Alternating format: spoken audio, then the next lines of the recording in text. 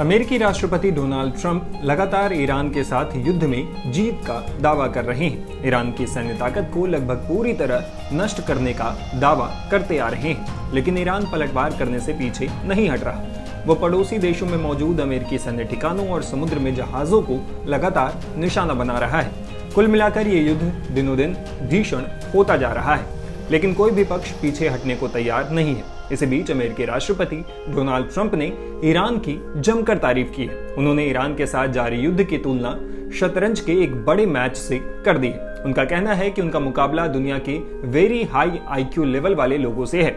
दरअसल Donald Trump से सोमवार को व्हाइट हाउस में आयोजित प्रेस कॉन्फ्रेंस के दौरान युद्ध समाप्त होने को लेकर सवाल किया गया। एक पत्रकार ने उनसे पूछा कि आप कहते हैं कि ईरान को पूरी तरह से तबाह कर दिया गया है, मिसाइलों को नष्ट कर दिया गया है, टॉप लीडरशिप को खत्म कर दिया गया है, एयरफोर्स और नेवी को भी तबाह कर दिया गया है, तो क्या इस हफ्ते ईरान के साथ युद्ध खत्म हो जाएगा? जवाब में राष्ट्रपति ट्रंप कहते हैं, मुझे नहीं लगता है कि ये इसी हफ्ते तक खत्म हो जाएगा, लेकिन ये जल्द खत्म हो जाएगा, ज्यादा समय नहीं लगेगा।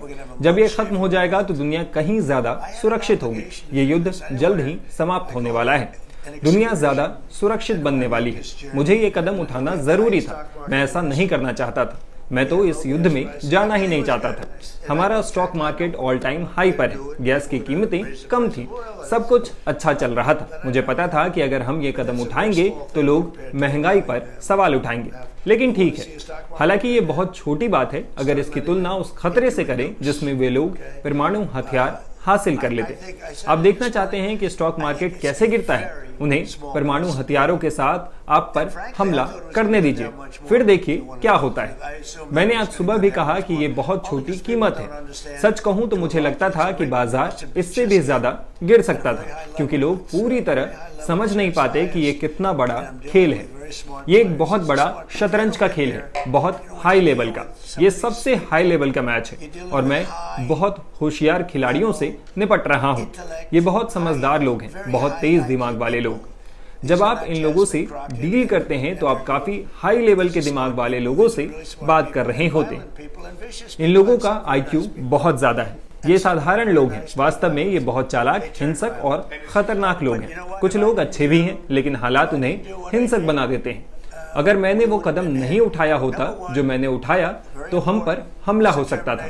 सबसे महत्वपूर्ण फैसला था ओबामा के उस खराब समझौते को खत्म करना, और दूसरा कुछ महीने पहले हमारी कार्रवाई, जब हमने उनके परमाणु कार्यक्रम को निशाना बनाया। उस कदम ने उन्हें पूरी तरह असंतुलित कर दिया। अगर उनके पास वो परमाणु बम 5 साल पहले होता या 7 महीने पहले होता तो वो बम लगभग तुरंत इस्तेमाल कर लिया जाता। इससे पहले डोनाल्ड ट्रंप ने ईरानी जनरल कासिम सुलेमानी की तारीफ की थी। उन्होंने कहा कि सुलेमानी एक बहुत अच्छे जनरल थे। अगर हमने उन्हें नहीं मारा होता तो हम आज वहां नहीं होते जहां हम आज हैं। ट्रंप ने कहा कि हमने उन्हें अपने पहले कार्यकाल में मारा था। बम धमाका सुलेमानी का प्रमुख हथियार था। जनरल सुलेमानी का मारा जाना ईरान के पतन की शुरुआत थी। उन्होंने कहा कि जनरल सुलेमानी एक खतरनाक आदमी था, लेकिन वो बेहतरीन जनरल था। अगर सुलेमानी नहीं मारे गए होते तो शायद हम आज वहां नहीं होते जहां हैं। ट्रंप ने आगे कहा कि उन्हें नहीं लगता कि बुद्धिमत्ता के मामले में कोई जनरल सुलेमानी की कोई जगह ले सकता है। बता दें कि कासिम सुलेमानी ईरान की एलीट कुद्स फोर्स के कमांडर थे। 3 जनवरी 2020 को इराक की राजधानी बगदाद में अमेरिकी सेना के एक ड्रोन हमले में उनकी मौत हो गई थी।